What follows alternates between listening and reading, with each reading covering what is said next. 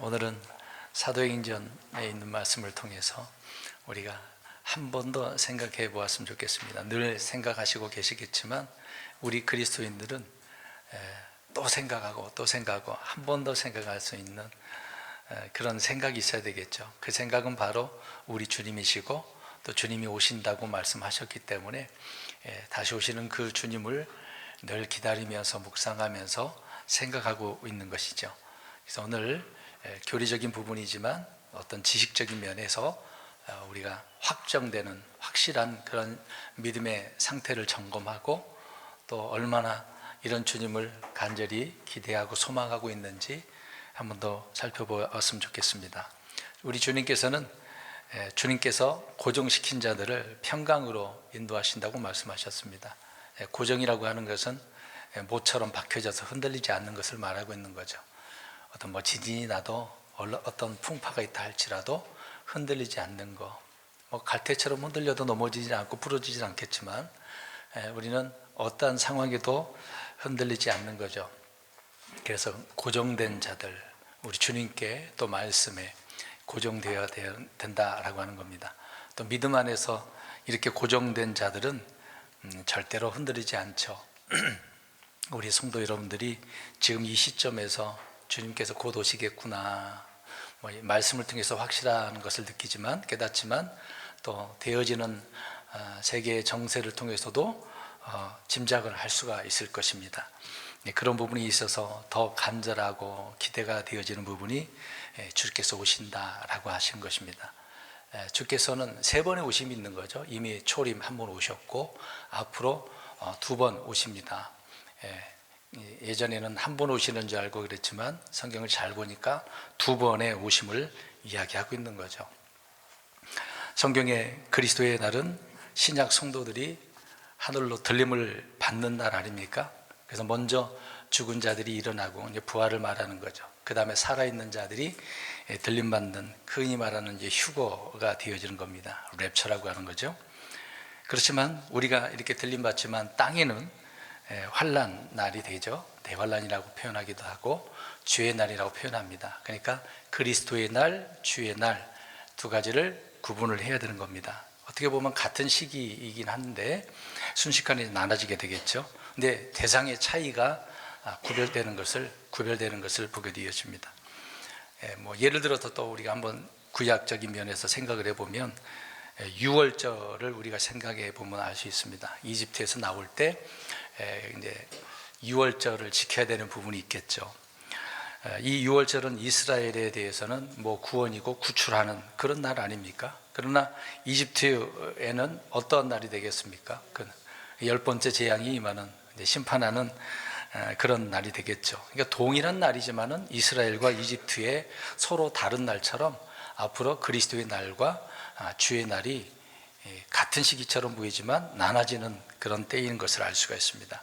또 예를 들어서 전쟁의 때에는 같은 날이라고 한다면 어떤 나라에서는 한쪽은 이제 승리의 날이 되겠지만 한쪽은 패배하는 그런 날이 될 것입니다. 역사적으로 얼마나 전쟁이 많았습니까? 전쟁 속에서 승리를 외치는 그런 쪽이 있고 패배 때문에 얼굴을 숙이는 그런 쪽이 있는 것처럼 그렇게 나눠지는 겁니다. 또 이집트에 어둠이 있을 때 이스라엘은 빛이 있었잖아요. 천사가 이동해서 이집트와 이스라엘 사이에 섰을 때 구름 기둥이 딱 있게 되어진 것을 볼 수가 있습니다.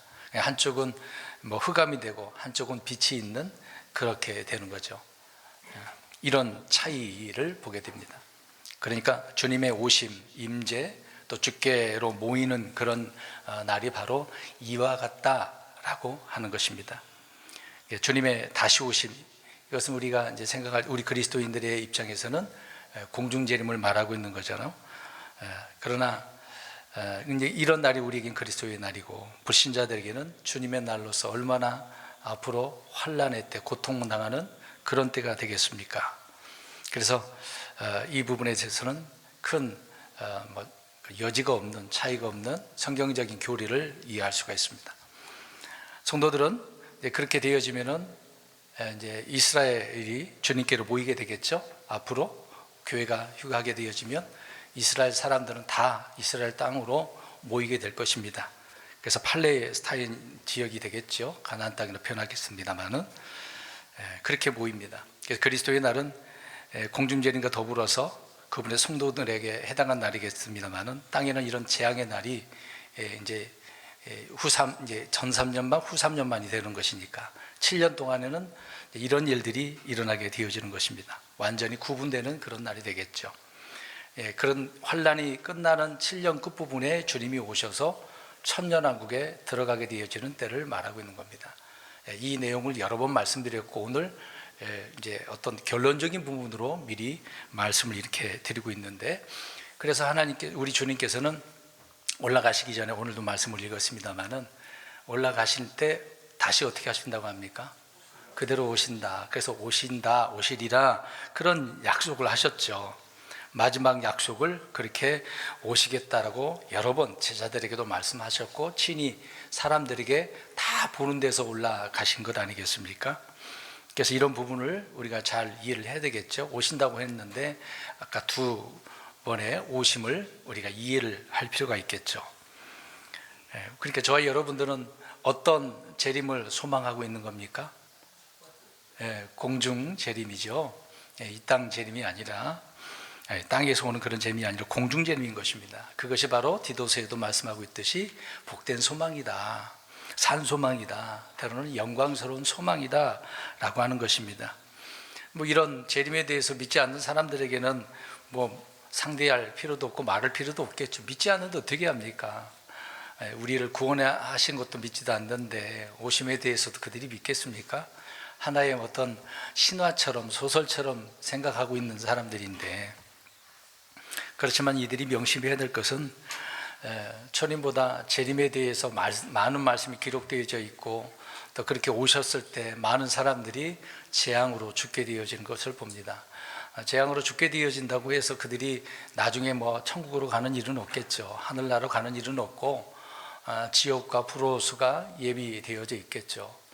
환란 때 주님을 믿는 거 쉬운 게 아닙니다.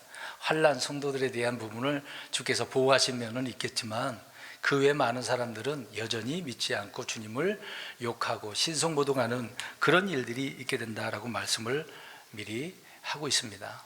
그래서 이런 예언의 말씀을 믿지도 않는 사람들에게 오늘 이 재림이 무슨 의미가 있겠습니까? 전쟁이 일어나고 뭐 흔히 말하는 이제 제3차 대전을 이야기를 하는 부분도 있겠지만 사실 그들에게 무슨 의미가 있겠어요? 3차 대전 일어나든 안 일어나든 그렇게 지나가면 끝이라고 생각을 하겠습니다만은 주님의 오심은 반드시 심판이 되는 것이니까 지상 재림은 그렇다는 얘기죠. 그런데 우리 예수님께서 우리에게 자신이 언제 오실까에 대해서 말씀하셨습니까? 그 날과 그 시각을 알려주셨나요? 아니죠. 예전에 그래서 재림에 대해서 여러 번 말씀을 드렸습니다. 주의하시라고 또 이렇게 오늘 말씀을 드리고 있는데, 그렇지만 제자들은 자꾸 언제예요 이 관심사가 거기에 있는 거죠. 근데 오늘날 많은 그리스도인들도 그래요. 언제 오실까? 언제 주님 다시 오시는지 그런 찬송도 있습니다만 자꾸 그런 때를 묻는 거죠. 근데 주님께서는 너희가 알 바 아니다라고 오늘 읽지 않았습니다만 1장 7절에 보면은 말씀을 하고 있습니다. 너희가 그거 알 바가 아니야. 그 시각 그때는 아버지 하나님만 아신다고 이야기하죠. 천사들도 몰라요. 우리 예수님도 모른다고 그랬어요. 아버지만 안다고 그랬습니다. 주님은 재림의 징조, 재림의 때에 어떤 표적 마지막 날들이 무엇과 같은지에 대해서도 많은 말씀을 하셨습니다만은 정확한 날짜를 말 안 해줬거든요. 특정한 날을 정해주지도 않았습니다. 그러니까 우리가 이런 부분에 대해서 날짜를 알 필요가 있다고 해서 막 찾아볼 필요가 있나요? 없어요. 말 안 했는데 어떻게 알아요? 알 수가 없어요. 성경에 언급한 것도 없는데 고민할 필요도 없어요. 그냥 어떻게 하기만 하면 돼요? 기다리면 되는 거겠죠. 근데 주님께서 오시는데 도둑같이 오신다 그랬습니다. 도둑은 어떤 자입니까? 훔치요. 안 좋은 거 가져가요? 좋은 거 가져가요? 좋은 것만 가져가죠. 필요한 것만 가져. 있는 거 다 어떻게 싸들고 갑니까? 뭐 트럭 가져가고 싸그리 가져가지 않는 이상 그렇게 가지는 않겠죠. 주님은 도둑같이 오신다라고 말씀을 하고 있습니다. 그러니까 몰래 오신다는 얘기죠. 근데 그 도둑같이 오신다라고 할 때 오늘 우리 1장에 있는 말씀을 보면 지금 9절부터 11절 보면은 도둑같이 오시나요? 잘 보세요. 어떻습니까? 사도 바울은 도둑같이 오신다고 하시는데 여기서는 그럼 무슨 차이가 있을까요? 아까 두 가지를 얘기했어요. 도둑같이 오실 때는 필요한 것만 가져가기 위해서 요란하게 오는 것도 아니고 다른 사람들이 다 보기 위해 보는 데서 가져가는 것도 아니고 어떻게 해요? 흔히 대선에게서 말씀하고 있는 것처럼 우리가 눈을 깜빡하는 것처럼 눈 깜빡하는 순간에 보여요? 순식간에 보이지 않는 것을 말하고 있는 거죠. 그러니까 도둑같이 오신다라고 할 때는 저와 여러분들을 데려가기 위해서 아무도 보지 않는 그런 상황 가운데 그게 그리스도의 날이에요. 근데 오늘 1장에 보면은 다 보니까 이때는 언제일 것 같아요? 그렇죠. 지상 재림을 이야기하고 있는 거죠. 이 부분은 이제 뒤에서 계속해서 말씀을 드리겠습니다. 이런 구분을 할 줄 알아야 돼요. 근데 이런 구절만 보면 다 보는데 이건 누구를 말하는 거예요? 누가 본다는 얘기 그렇게 질문하는 사람도 있더라고요. 계시록도 이런 말씀이 있거든요. 이제 구름들 이야기 나오니까 뒤에서도 말씀드리겠습니다만은 이제 사람들이 그런 데 관심을 많이 가져요. 구분을 못하니까 계속해서 그런 질문들을 하는 것이라고 생각되어집니다. 성경은 바로 이 동일한 예수님께서 오늘 1장에 말하고 있는 것처럼 너희가 본 그대로 본 것처럼 같은 방식으로 오시리라 말씀을 하고 있습니다. 그런데 다른 예수가 온다고도 말씀하시죠. 주님만 온다고 하는 게 아니에요. 다른 예수도 온대요. 누구겠습니까? 저 그리스도, 사탄이겠죠. 이제 그가 올 때는 좀 방식이 달라요. 다른 예수가 자신을 그리스도라고 또 하나님이라고 할 때 주님께서 말씀한 이런 방식이 아니라 다른 방식으로 어떤 다른 모습으로 나타나게 될 겁니다. 흔히 사람들이 UFO도 얘기하잖아요. 어떤 찬란한 빛을 입고 오든지 다른 기적적인 방법으로 하늘에서 내려온다든지 이제 시대가 과학적인 쪽으로 발달됐으니까 큰 우주석 같은 데서 딱 내려와가지고 UFO가 그런 거잖아요. 내려와서 내가 너희를 구원하러 왔다라고 그런 내용들을 많이 있지 않습니까? 그런다 해도 성경이 말한 이 동일한 예수님입니까? 아니죠. 전혀 다른 거죠. 또 그래서 인터넷 검색도 해봤습니다. 물론 다른 외국에도 그런 자가 있을 수도 있겠습니다만 우리나라 신천지나 안상홍을 보면 알 수가 있습니다. 근데 둘 다 똑같은 것을 이야기하긴 하는데 내용이 좀 달라요. 둘 다 구름 같이 이렇게 온다고 그렇게 주장을 해요. 근데 안상홍은 어떻게 표현하냐면은 그 구름을 자신의 몸이라고 표현합니다. 그래서 재림 예수라고 안상홍이 하나님이니까 믿으라고 그런 교리를 말하고 있습니다. 근데 신천지는요, 이 구름을 영이라고 표현합니다. 실제 그 구름으로 오는 게 아니라 이만희 교주가 그렇게 영으로 눈에 보이지 않게 이미 왔다. 그래서 보혜사라고 또 표현하기도 하고 그렇습니다. 그들의 교리 보면은 앞뒤가 맞지도 않아요. 근데 성경 구절을 봤거든요. 전혀 상관이 없는 그런 내용들을 가지고 봐라, 구름이 사람이라고 그랬으니까 안상홍이고 이제 이만희고 그렇게 주장을 하더라고요. 내용 보니까 그래요. 그들의 교리는 그렇습니다. 아무리 그렇게 말을 하더라도 우리 예수님입니까? 아니죠. 그럼 왔으면 어떻게 해야 돼요? 우리가 아는 지식대로 이 세상을 다 어떻게 해야 돼요? 심판하고 다 없애버리고 전멸한 것 같으니 와야 되잖아요. 근데 왔어요? 안 왔죠. 근데 여전히 그를 추종하는 사람들은 아직도 그가 재림주라고 생각을 해서 얼마나 잘 믿습니까? 우리 계시록 1장 7절 보겠습니다. 계시록 한번 볼게요. 1장 7절. 우리 성도 여러분, 말씀 가운데 고정되어야 돼요. 확실함이 있어야 됩니다. 1장 7절 읽겠습니다. 시작. 보라, 그분께서 구름들과 함께 오시리라. 모든 눈이 그분을 보겠고 그분을 찌른 자들도 볼 것이요 땅의 모든 족속들이 그분으로 인해 통곡하리니 참으로 그러하리라. 아멘. 네. 이건 언제일 것 같아요? 그렇죠. 지상재림을 말하고 있는 거죠. 다 본다고 그랬으니까 그건 지상재림이에요. 구분을 잘 하셔야 됩니다. 여기 보니까 잘 보십시오. 주님은 순간 이동을 해서 뭐 우주선을 타고 그렇게 온다고 하지 않았습니다. 뭐 엘리야처럼 불말 불병거 그렇게 오시지 않아요. 무엇과 함께? 구름과 함께. 구름 들이라고 또 해놔요. 한 구름도 하고 여러 구름. 예수님만 타고 오시지 않거든요 또. 근데 이 구름이 참 중요합니다. 출애굽에서도 보면은 늘 주님께서 임재하실 때 구름과 함께 꼭 나타나셨어요. 구름. 연관성이 있는 거죠. 구약이나 신약이나 앞으로 주님께서 항상 이 구름과 연관시켜서 함께 계심을 보게 되어집니다. 그러니까 이 구름이라고 하는 거 실제 구름을 말씀을 하고 있는 것이지 그게 뭐 사람의 몸이고 어떤 영이고 그걸 말하는 게 아닙니다. 눈으로 본 그대로거든요. 근데 그들은 가짜들은 말을 갖다가 붙이죠. 그를 교주와 그 신처럼 만들기 위해서 그렇게 만드는 겁니다. 근데 그런 거짓말에 얼마나 잘 속는지 몰라요. 아니 돼도 안 되는데 그런데 속아가지고 그가 재림주라고 해버리면 어떻게 합니까? 우리는 두 번의 오심 중에 첫 번째로 공중 재림을 먼저 살펴보겠습니다. 알고 있지만 한 번 더 보시고 정리를 하셨으면 좋을 것 같아요. 왜 제가 이렇게 말씀하는지 또 중간중간에 그 부분에서 말씀을 드리도록 하겠습니다. 첫 번째는 우리가 아는 대로 곧바로 내려오시지 않고 공중에서 우리를 불러 올리시는 때를 말하고 있는 겁니다. 여러분 기다려지지 않나요? 이 때를 안 기다려집니까? 주님은 어떻게 보면 이제 공중이니까 대기권 영역이잖아요. 우리를 부르시면서 먼저 그리스도 안에서 잠자는 자들, 죽은 자들을 말하는 거죠. 그들이 일어나고 살아있는 성도들이 공중으로 끌려 올라간다고 데살로니가 전서 4장에서 언급을 하고 있는 것입니다. 주님은 우리를 공중에서 우리 이름을 부르신다고 그랬어요. 천둥소리처럼 들리지만 각자 이름을 다 부르실 겁니다. 그래서 땅에서 하늘로 끌려 올라가는 거죠.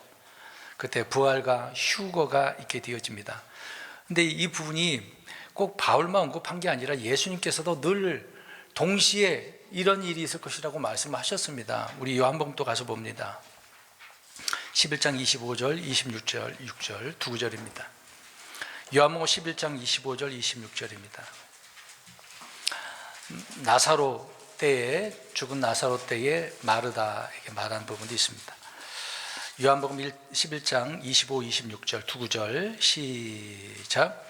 예수님께서 그녀에게 이르시되 나는 부활이요 생명이니 나를 믿는 자는 죽어도 살겠고 누구든지 살아서 나를 믿는 자는 결코 죽지 아니하리.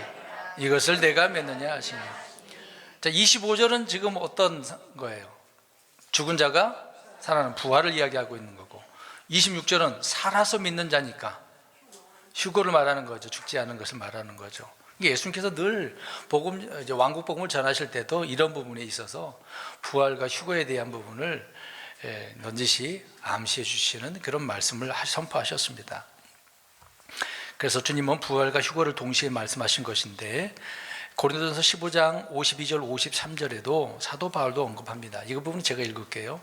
나팔 소리가 나매 죽은 자들이 썩지 않을 것으로 일으켜지며 우리가 변화되리니 이는 이 썩을 것이 반드시 썩지 아니함을 입고 이 죽을 것이 반드시 죽지 아니함을 입을 것이기 때문이라 이렇게 얘기합니다. 그러니까 바울도 죽은 자의 부활과 휴거를 말씀을 하고 있는 거죠.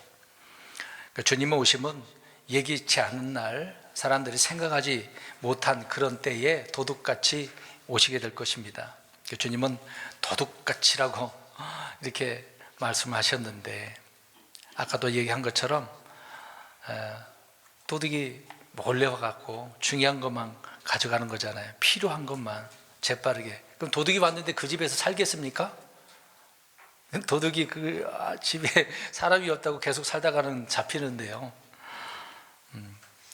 중요한 것만 가지고 가는 거죠. 그런 것처럼 우리 주님의 오심은 도둑처럼 이 땅에 보아들인 성도들만 데리고 가시는 거죠. 공중에서 그렇게 탁 취하시는 것입니다. 그게 성경에서 말하는 주님께서 말씀하시는 휴거가 되겠죠. 부활이 될 것입니다. 그러나 또한 그때 이 땅은 말씀드린 것처럼 사람들이 다 올라갔으니까 이제 그 다음 날, 그 다음에 딱 보니까 어떻습니까? 뭔가 없어지긴 없어졌는데 관심이 없어요.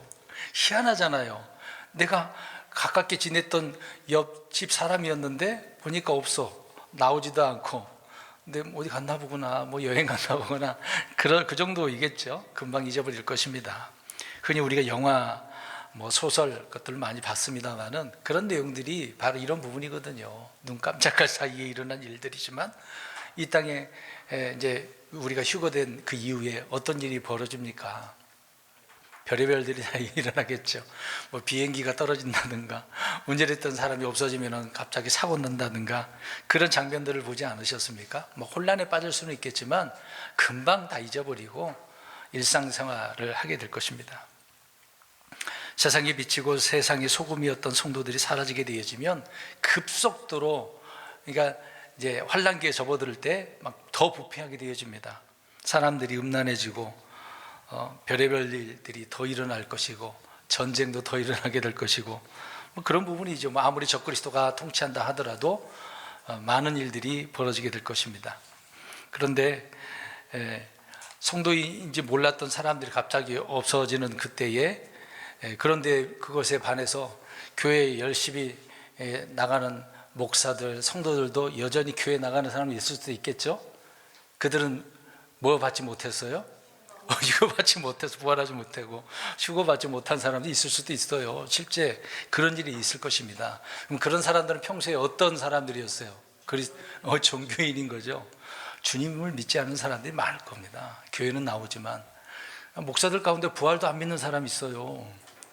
휴거도 안 믿는 사람도 있는데 그들이 부활 설교도 하고 휴거 설교하기도 하고 강론도 하고 얼마나 많이 합니까? 그런 자들은 믿는 게 아니죠. 부활 안 믿는 건 주님을 믿지 않는 것입니다. 성경을 제대로 믿지도 않고 오늘 이 재림도 제대로 이해 못하는 사람들이 얼마나 많은데요. 또 성도라고 불렸던 사람들이 그렇게 예배당에 나와서 나름대로 이거 다 어디 갔지 하면서 혼자 뭐 찬송할지도 모르겠네요. 네, 우리가 또 이런 부분에 있어서 그러면은 이제 휴거를 믿지 않는 사람, 나중에 이제 믿긴 믿는데 남아있는 사람들, 나름대로 믿음이 없는 사람들은 생각할 거 아닙니까? 환난 가운데 어떤 뭐 휴거가 있을 것이다, 교회가 환난을 통과해야 된다, 그런 말들을 들어보셨을 거예요. 교회는 환난을 통과하지는 않죠. 환난을 겪을 필요도 없거든요. 그러면은 여기 보세요. 만약에 환난을 우리가 겪어야 된다고 한다면 주님께서 교회를 향하여서 어떻게 해야 돼요?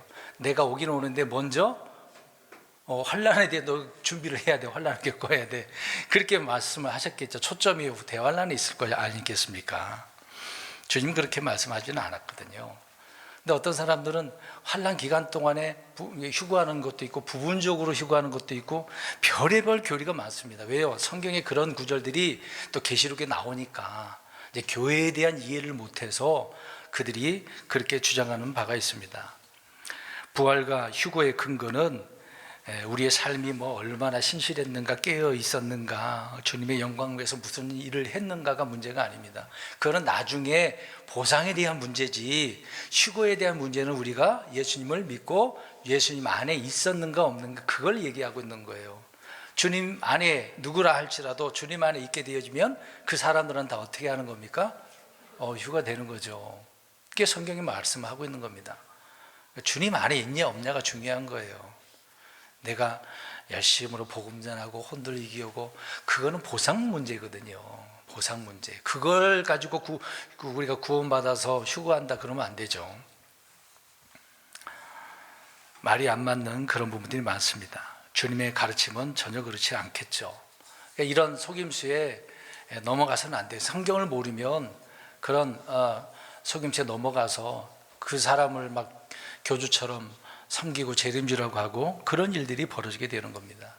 우리는 요한계시록에서 이 땅에 일어나는 대환란의 재앙이 계시록 4장에서 19장에 나오지 않습니까? 이 내용은 교회와 상관이 있어요, 없어요? 전혀 없습니다. 전혀 없어요. 교회 이야기 그때 나오지도 않아요. 교회는 대환란 기간에 이 땅에 있는 것이 아니기 때문에 이미 어떻게 된 상태예요? 하늘에 올라가 있어요. 주님과 함께 있습니다. 그래서 성도들을 위하여 오시냐, 성도들과 함께 오시냐, 그 얘기를 하시는 거죠. 그럼 성도들을 위하여 오시는 것은 뭐예요? 우리를 어떻게 하게 데려가시기 위해 함께 온다는 것은 올라갔으니까 어떻게 하시는 거죠? 내려오는 거예요. 올라가지 않았으면 오늘 내용이 보세요. 예수님만 오시는 게 아니라 성도들과 함께 오시는 거거든요. 올라간 대로 예수님만 내온다 하면 성도들 필요 없는 거잖아요. 예? 주님께서 다르게 또 무슨 말씀 하셨겠습니다만은 예수님과 천사들 그리고 성도들과 함께 내려오는데 뭘 타고 와요? 흔히 구름들 가운데에서 다 내려오시는 거죠. 이게 머리에 다 그려져야 돼요. 이 부분이 딱 정리가 되어져 있어야 된다는 얘기입니다.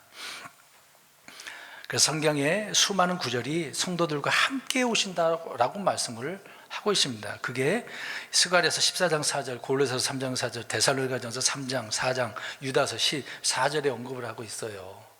많이 이렇게 말씀하고 이런 내용들을 다 빼버리고 그냥 이미 왔어. 이미 한국에 왔다고요.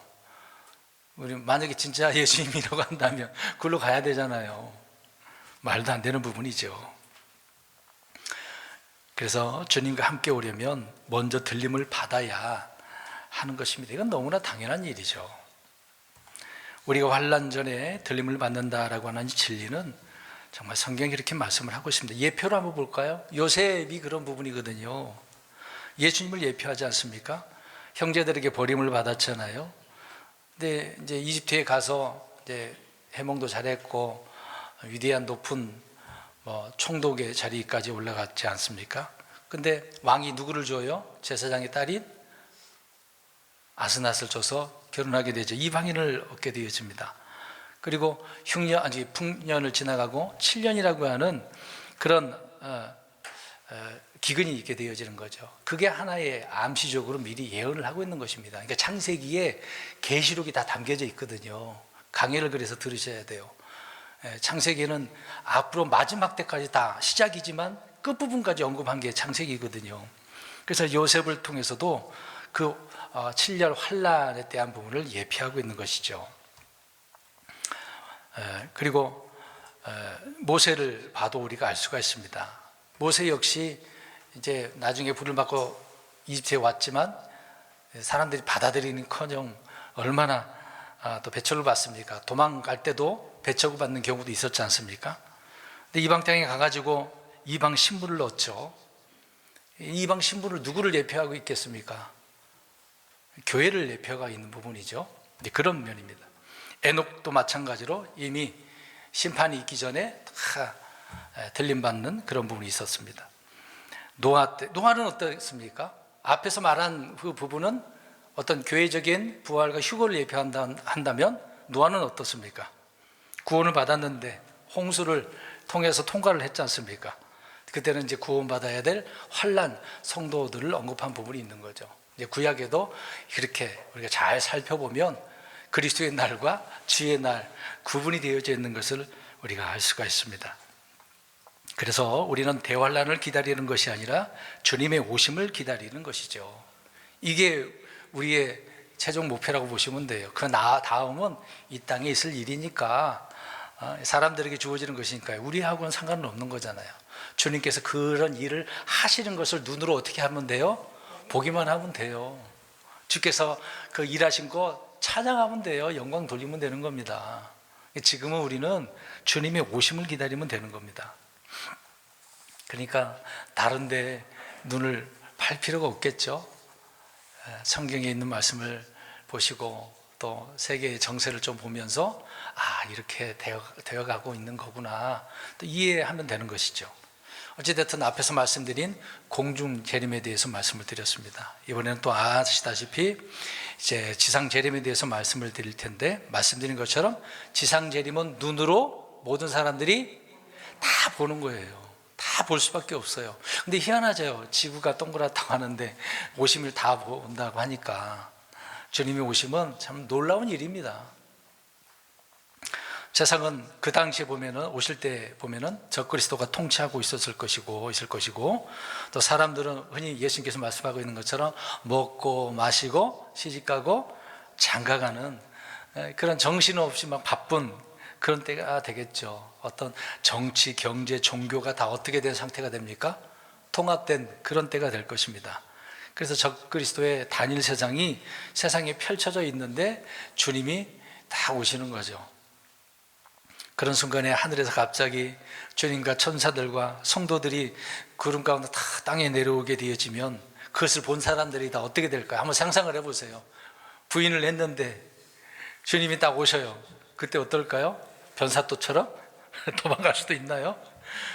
이제 뭐 꼼짝 마죠. 내려오시는 순간 다 이제 심판받는 거죠. 여러분 계시록 읽었겠습니다만은 주님의 예리한 낫 아세요? 예리한 낫? 예리한 낫으로 우리가 흔히 가을에 낫으로 어떻게 합니까? 옛날 같은 경우에 걷어들이잖아요. 곡식을 다 베어버리잖아요. 주님의 낫은 그냥 다 그렇게 베어 죽이는 때가 있게 될 것입니다. 우리 한 구절 보겠습니다. 마태복음 24장 29절 30절입니다.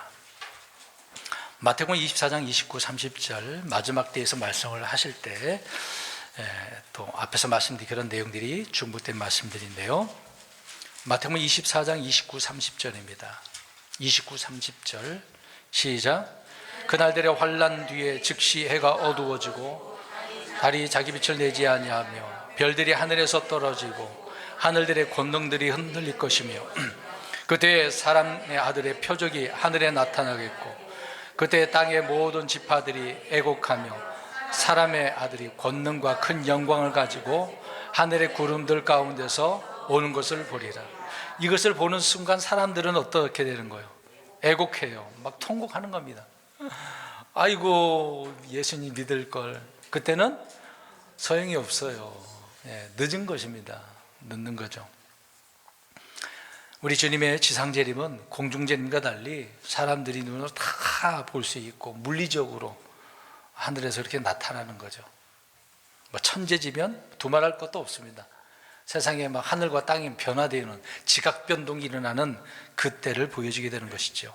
근데 왜 그러면 공중재림, 지상재림 이런 부분에 대해서 그리스도 재림에 대해서 우리가 강조를 하겠습니까? 왜 강조를 해요? 별거 아니니까 그렇습니까?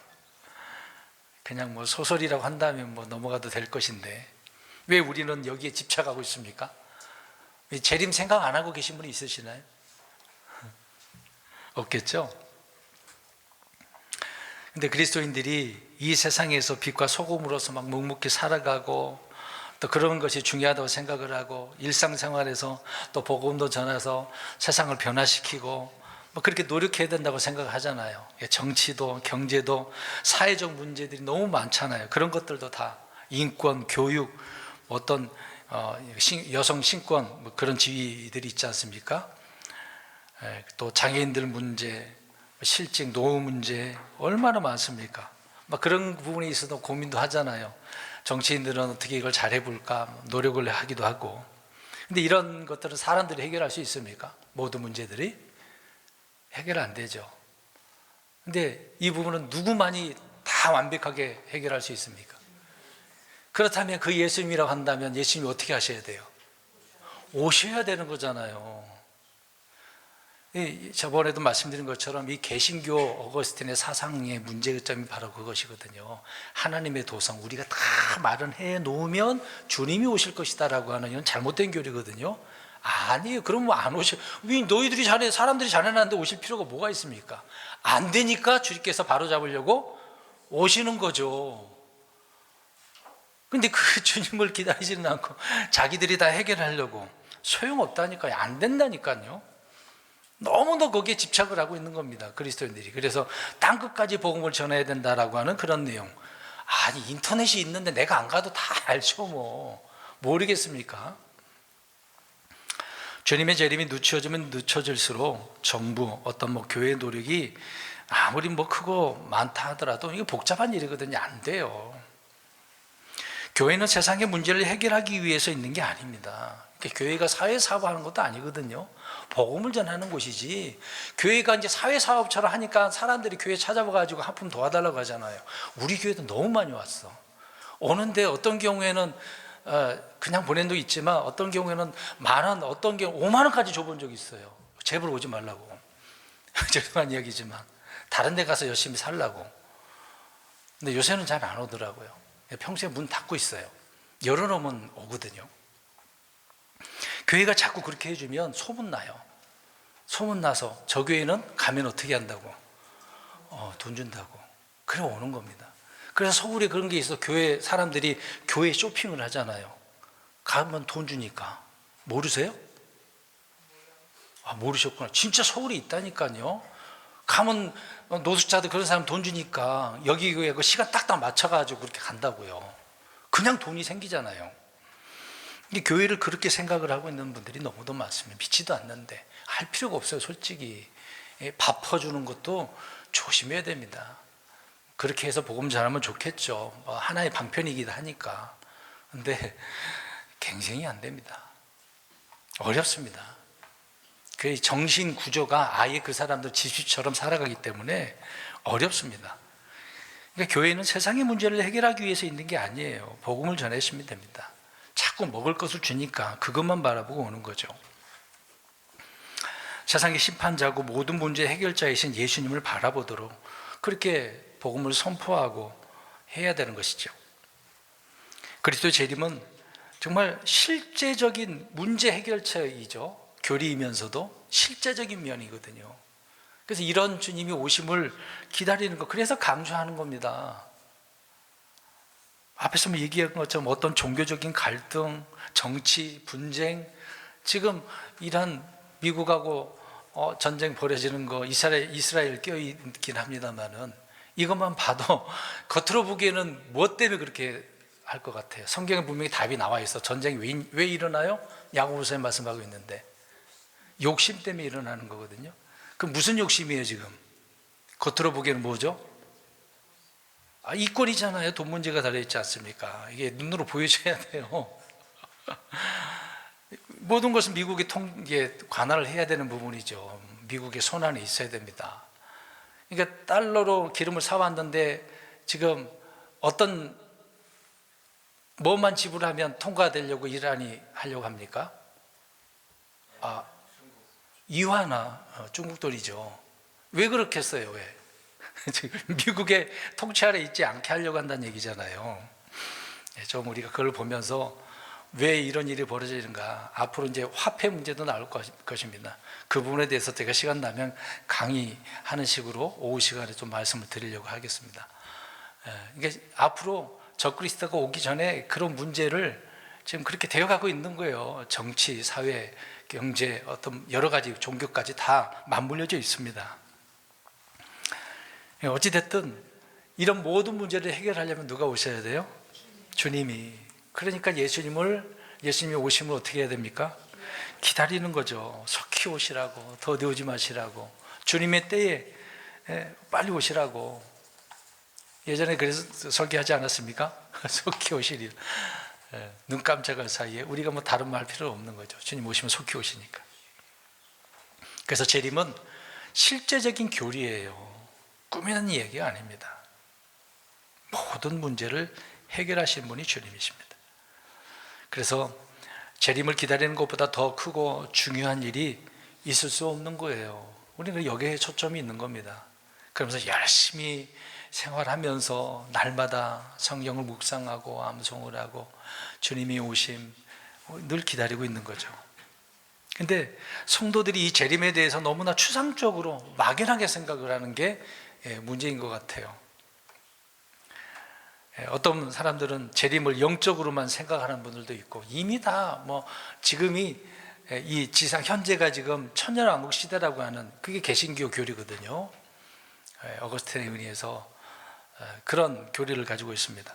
그래서 영적으로 생각하는 분들이 많이 있습니다. 그래서 어느 순간 주님이 오시면 끝난다라고 표현하죠. 근데 앞으로 주님 일들이 많이 일어나게 될 것입니다. 그게 성경적인 내용이거든요.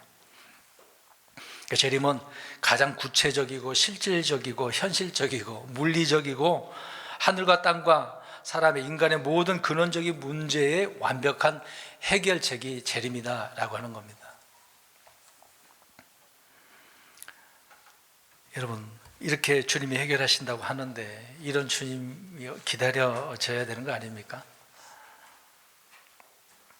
유대인들은 자신들의 어떤 군대 경제력 그런 것들이 아니라 주님의 재림을 통해서 안전을 나중에 다 보장받게 되어지는 거죠. 근데 유대인들이 지금 예수를 믿지 않으니까 환난 끝부분에 그제서야 정신을 차릴까 말까 하겠죠. 그래서 환난이 유대인들을 위한 것입니다. 앞으로 7년이라고 하는 그 기간이 이스라엘 사람들을 하나님께서 단련하시는 그 때를 말하고 있는 거예요. 우리 교회를 말하는 게 아니라. 그러니까 계시록을 잘 읽으셔야 돼요. 사람들은 늘 불안하죠. 계시록만 보면 이 재앙 때문에 막 고민되는 사람이 있어. 계시록은 누구를 말한다고요? 누구를 다룬다고요? 유대인 이스라엘을요. 잘 생각하셔야 됩니다. 우리는 불안에 떨 필요가 없어요. 평안하고 감사하고, 우리는 지상 재림이 아니라 공중 재림, 그리스도의 날을 기다리는 것이니까. 그렇지만 그 환난 때에 마귀가 얼마나 사람들을 또 속이겠습니까? 자기가 그리스도라고 막 기적이 일어나잖아요. 죽었다가 막 살아나잖아요. 저 그리스도가 그래요. 그러니까 사람들이 더 주님을 안 믿고 저 그리스도를 믿게 되겠죠. 희한한 세상이 앞으로 벌어지게 될 것입니다. 세상은 요징형이라고 하는데 지금까지 벌어지는 건 아무것도 아닙니다. 앞으로 환난 때는 더 심하겠죠. 사람의 죄로 저주받았던 그 땅은 주께서 오심으로 말미암아 저주가 다 풀려지고, 그래서 온 세상이, 온 땅, 많은 사람, 천년왕국에 들어가면은 평안없고 행복하고 그런 때가 있겠죠. 뭐 죄를 지면은 안 되겠습니다만은 천년 동안 살아야 되는데 100세 일찍 죽으면은 저주받은 거라고 할 정도로 그렇게 말씀하고 있는 때가 앞으로 천년왕국 때가 될 것입니다. 우리 성경구절 한 구절 보겠습니다. 로마서 8장 22절. 그래서 앞으로 지금 현재 이 땅이, 만물이 이런 상태예요. 막 고통 중에 있습니다. 두 구절을 볼 텐데, 로마서 8장 22절, 8장 22절 시작. 온 창조 세계가 지금까지 함께 신음하며 고통 중에 산고를 치르는 줄을 우리가 아나니 이것이 지금 됐습니다. 여기까지 말고, 여기 보니까 온 창조 세계가 함께 어떻게 한다 그래요? 지금까지 신음하고 있어. 이게 과거지만, 바울이 있었을 때지만 지금 2000년이 흘렀는데도 여전히 신음해야 하네요. 고통이 있어요? 있죠. 상고를 치르고 있어요? 그렇습니다. 이걸 우리가 알고 있는 거죠. 사실이니까. 근데 이제 마지막 구절입니다. 이사야 35장 1절 보십시오. 이사야 35장 1절. 이사야, 주께서 재림하시면 이 모든 문제들이 해결됩니다. 저주가 풀린 때가 되겠죠. 이사야 35장 1절. 이사야 35장 1절 시작. 광야와 적막한 곳이 그것들로 인해 기뻐하고 사막에 절구하며 장미같이 피대. 사막이 모래로 가득 산 그런 곳이 아니죠. 사막까지라도 다 풀이 돋아나고 물이 흐르고 그러는 것입니다. 세상에 이런 사막화 되어져 있는 것들이 없어지는 거예요. 푸릇푸릇 뭐 나무가 있고 식물이 자라나고 뛰어놀고 어떤 과실도 넘치는 것이고 그렇습니다. 또 달마다 맺히는 것도 또 그 잎사귀가 치료해 주는 잎사귀가 될 것이라고 이야기하고 있죠. 에스겔서에 보면 천년왕국 때에 그런 일이 벌어집니다. 흔히 우리가 노래도 부르잖아요. 사자굴에 그리고 막 뱀이 있어 손을 집어넣어도 물지도 않고 사자가 안 물고. 원래 짐승은, 사자는 육식동물을 그렇지만 원래는 뭐 먹고 살았어요? 풀. 창세기에 나오죠. 그게 허브거든요. 풀을 먹게 될 것입니다. 육식동물이 원래는 아니었어요. 근데 왜 그렇게 됐습니까? 저주받았어요. 죄를 졌기 때문에. 땅이, 세상 만물들이 다 이렇게 저주받아서 아까 읽었던 것처럼 신음하고 고통 중에 있어요. 이 문제를 해결하려면 누가 오셔야 돼요? 우리 주님이 오셔야 돼요. 그런 주님을 우리는 그리스도의 날을, 공중 재림을 기다리고 있는 거죠. 이것이 우리 앞에 놓여져 있다고 한다면 다른 데 눈이 팔릴 수가 없거든요. 옆에 갔다가도 금방 돌아올 수밖에 없을 것입니다. 왜 한 번 더 생각하는 두 번의 재림이라고 그랬을까요? 성도 여러분, 우리의 시각이 올바라야 됩니다. 확실함이 있어야 됩니다. 여기저기 뭐 옆에 뭐 누가 뭐 저기에 뭐 그리스도가 있다, 저기가 보니까 막 은혜가 넘치고 뭐 부어지고 복 받는다, 그게 중요한 게 아니거든요. 뭐 은사주의다는 뭐 받고 말을 하고 뒤집어지고, 그게 중요한 게 아니에요. 지금 당장 우리가 주님을 어떻게 바라보고 기다리고 있느냐, 또 어떻게 살아감으로 또 상을 받느냐, 그런 문제인 것이지, 이 성경에 나오는 그런 뭐 기적도 표적도 무슨 문제가 있습니까? 그게 안 일어나도 상관없어요. 이미 다 우리에게 약속되어진 것이 있는데 왜 지금 당장 그것이 모든 것이 내게 이루어지고 주어질 것이라고만 생각합니까? 대부분 못 받는데. 흔히 말대로 11조 잘하면 다 복받고 부어준다고 그래요. 여기 계신 분 손 들어보세요. 여기까지 11조 하신 분도 계시고 안 하신 분도 계시겠지만 11조 하신 분들은 복 받으셨어요? 다 부자가 됐어야 돼. 저기 대기업 삼성보다 더 부자가 됐을 수도 있어. 그 말대로 그러면 그렇잖아요. 말라기서 이용해가지고, 말라기서는 왜 그 말이 나와 있냐면 포로로 잡혀갔다고 왔는데 그들이 안 해서 그 문제를 언급하고 있는 거예요. 그래서 하나님을 시험해봐, 니네들이 열심히 해봐, 그러면 하나님께서 부어주실 거야, 그 얘기를 하고 있는 거지. 말라기가 그리스도인하고 상관이 없는데 뭘 그걸 엮어요. 이미 다 부자가 됐어야지. 저도 그러면 부자가 됐을 건데 부자 여태까지 안 되고 가난하고 사는데 성경을 잘못 엮으니까 그래요. 잘 깨어야 보배라고 하지 않습니까? 보배를 만들어야 되는데 스스로가 보배를 만든 게 아니라 좀 하나만 있으면 가치가 그렇게 빛 안 나잖아요. 구슬 진주 목걸이도 쭉 이어져야 아름답다고 하는 거지. 그러니까 말씀으로 우리가 바르게 정리가 되고 확실하게 되어지면 요동할 필요도 없고 다 주님만 기다리게 되어질 것입니다.